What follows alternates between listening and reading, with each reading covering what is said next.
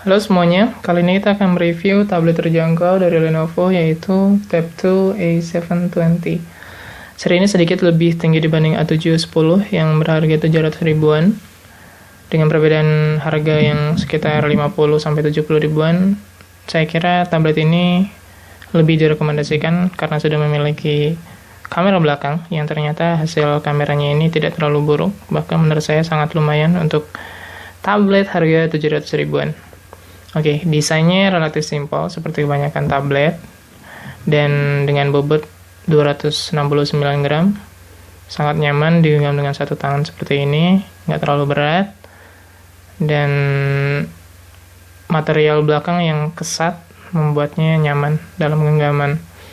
Kemudian yang saya salut dari tablet ini adalah build quality yang sangat baik untuk harga segini. Jadi sangat presisi.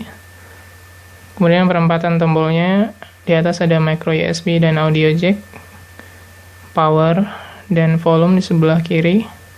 Sebelah kanan ada slot micro SD yang bisa menampung hingga 32 GB. Di bagian bawah hanya ada microphone ya. Bagian depan ini loudspeaker yang ternyata suaranya sangat keras.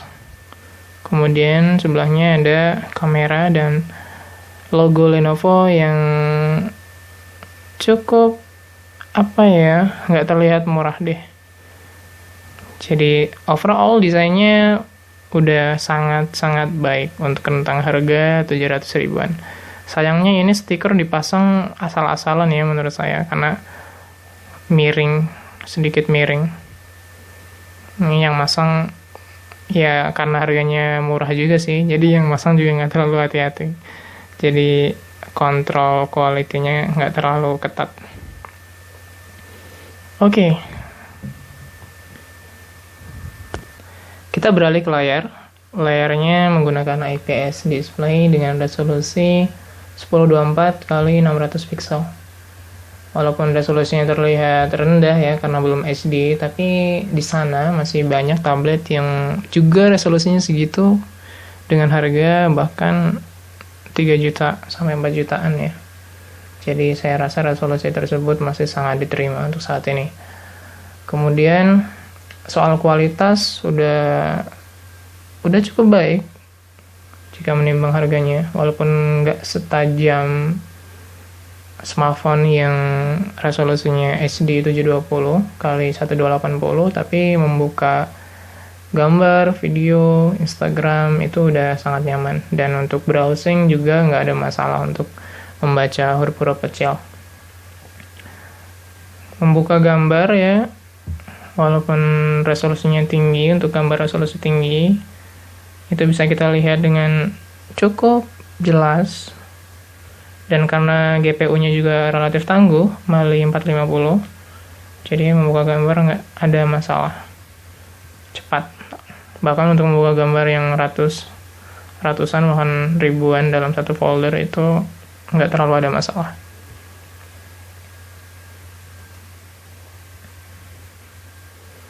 Jadi cukup nyaman ya untuk menikmati konten multimedia.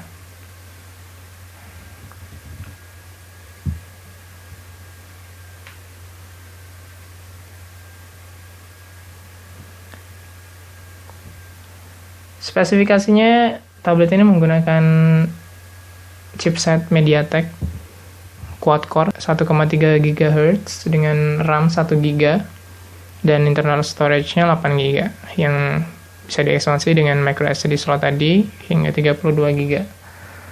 Hasil pengujian dengan Antutu Benchmark ini menghasilkan skor yang relatif tinggi ya. Skornya 22.259 atau 22 ribuan. Yang artinya tablet ini memiliki performa yang tidak terlalu jauh dibanding kebanyakan device dengan harga 1,5 hingga 3 jutaan. Dengan yang Snapdragon 410 itu rata-rata juga mendapatkan skor sekitar segini. 20 ribuan sampai 23 ribuan. Atau 24 ribu untuk yang RAM-nya udah 2 GB. Ya rata-rata ya segini, 22 ribuan. Jadi ini udah masuk kelas menengah ya untuk ininya. untuk performanya. Jadi nggak ada masalah untuk membuka misalkan browser dengan multi tabs. Ini tadi saya uji untuk membuka 4 tabs dengan konten yang banyak gambar. Nggak ada masalah ya. Ini agak lambat karena loadingnya. Ini menggunakan wifi yang sekarang digunakan untuk merekam ya.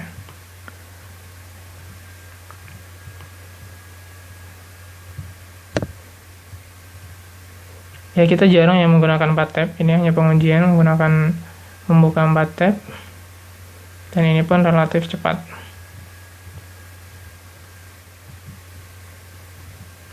Jadi nggak ada masalah untuk membuka laman-laman web. Kemudian juga jika kita gunakan untuk Instagram misalkan, ya relatif cepat, nggak ada masalah.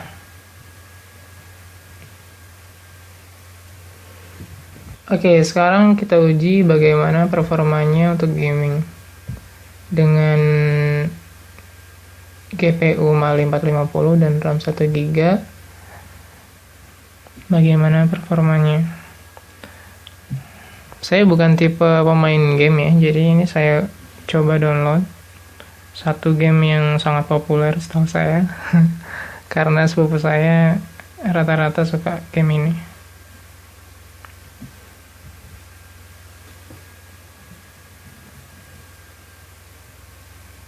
Berdasarkan pengujian dari reviewer lain,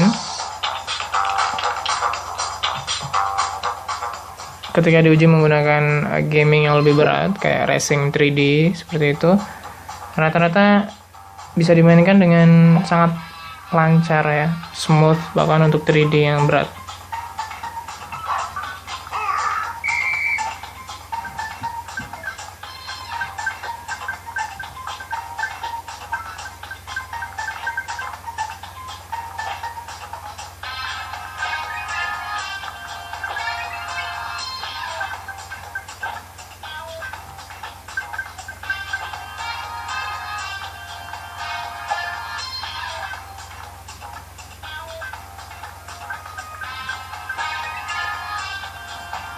Oke, kira-kira seperti itu ya performanya.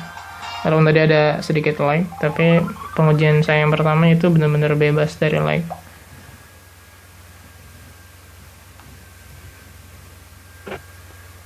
Selanjutnya, mari kita coba untuk membuka video. Dan kita akan tahu bagaimana kualitas grafis untuk memutar multimedia dan bagaimana suara speakernya. Oke, ini lambat karena internet koneksinya ya. Coba kita buka.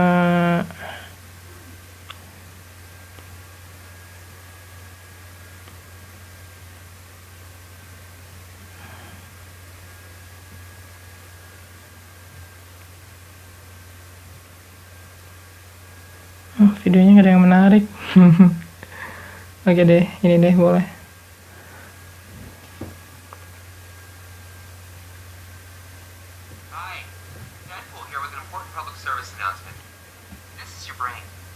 Actually, it's a chimichanga, but I'm making a point because this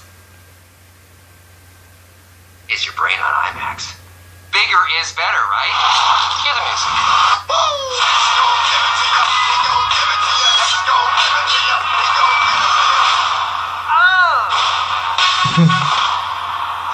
Gak sabar ya nunggu film ini. Oke, terlihat ya nggak ada masalah ya untuk menjalankan video itu cepat, dan speakernya bener-bener loud speaker, bener-bener keras. Dan biasanya saya menggunakan volume speakernya dengan level yang paling rendah, karena yang paling rendah pun udah terlalu keras untuk saya. Oke. Berikutnya kita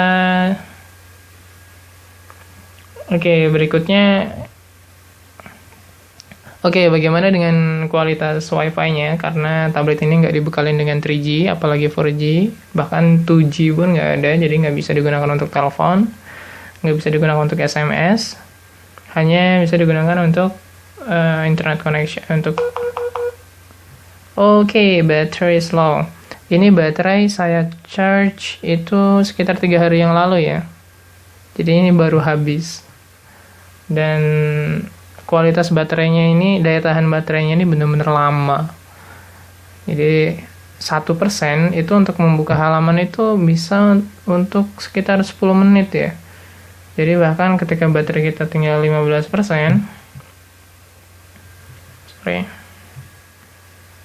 itu masih bisa kita gunakan untuk browsing lebih dari 1 jam. Jadi benar-benar sangat irit, dan untuk mengisi baterainya itu membutuhkan sekitar waktu 3 jam sampai 3 jam setengah. Ini kapasitasnya relatif besar ya, 3450 mAh. Bahkan lebih besar dari kebanyakan tablet lainnya dengan layar 7 inch. Kebanyakan kan 3000 mAh dan ini 3500 ampere. Jadi sangat irit, dan ini jenisnya lithium ion. Desainnya unibody ya, jadi nggak bisa dibuka baterainya, udah di dalam. Oke, berikutnya kita akan review kamera. Jadi ke depan akan saya tampilkan beberapa footage yang saya ambil dengan kamera belakang dan kamera depan. Jadi ada video dan foto yang nanti bisa Anda lihat bagaimana kualitasnya. Menurut saya secara keseluruhan hasilnya relatif baik. Nanti Anda bisa lihat sendiri. Oke.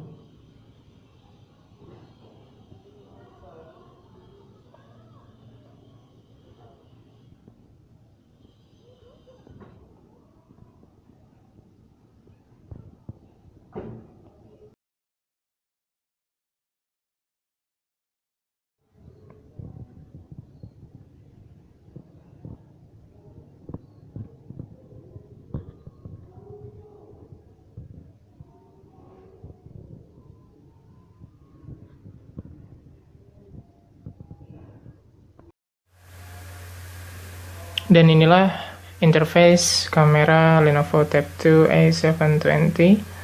Relatif simpel dan gampang digunakan ya. Di sini untuk merubah ke kamera depan, kemudian ini HDR, HDR. Kemudian ada efek beauty juga di sini.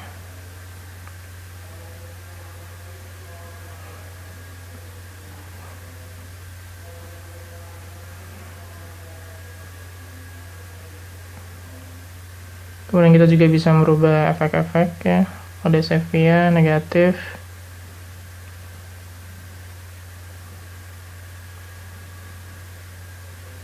White balance juga bisa dirubah.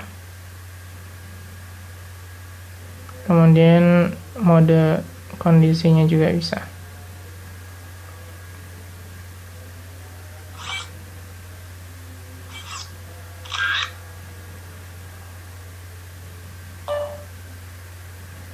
Sayangnya saya belum menemukan ya setting untuk mematikan suaranya ini. Dan saya nggak yakin juga apa bisa dimatikan atau enggak, tapi sepertinya nggak bisa.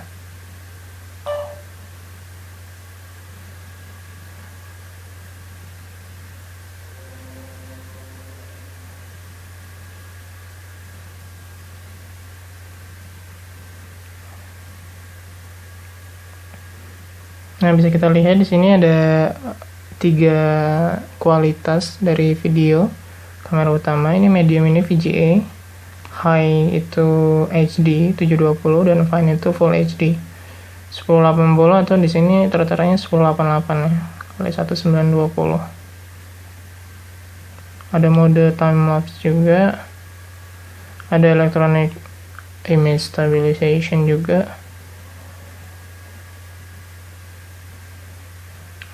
Fiturnya relatif lengkap ya, walaupun saya nggak begitu yakin dengan kualitas fiturnya. Yang jelas lengkap, bahkan lebih lengkap dibanding kebanyakan smartphone dan tablet harga di atasnya.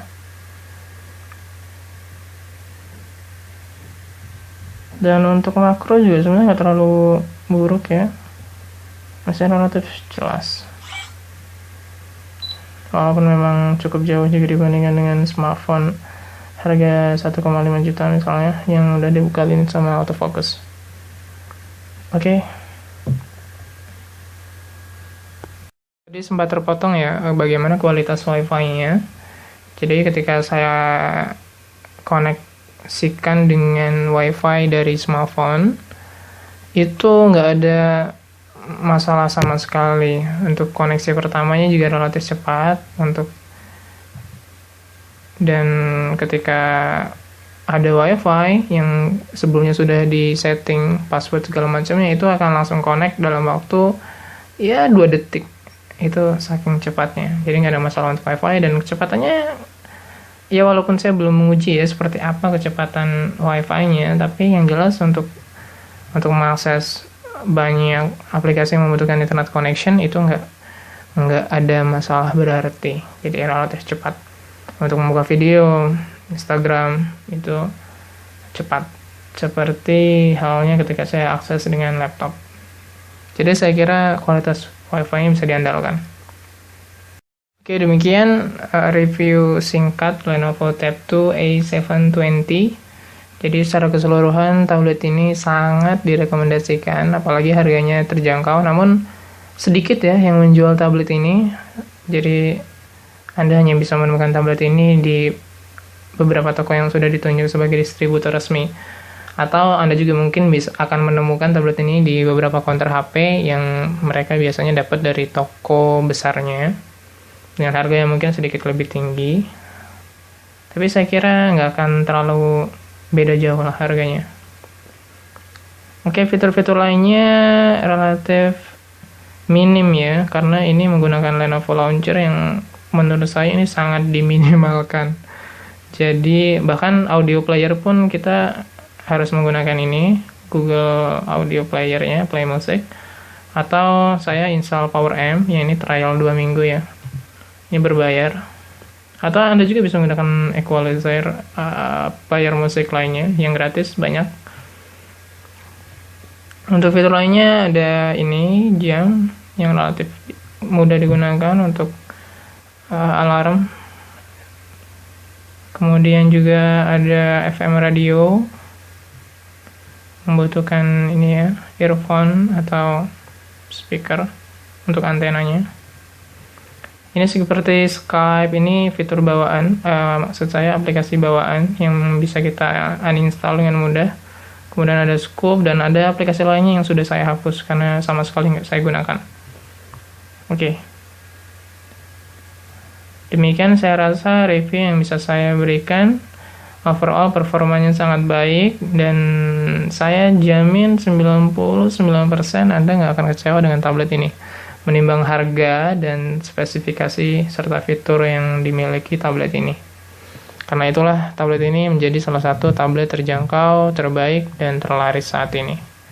Oke, semoga review ini berguna, dan jika Anda suka silakan pencet tombol thumbs up, subscribe jika Anda belum subscribe, dan sampai jumpa di video berikutnya.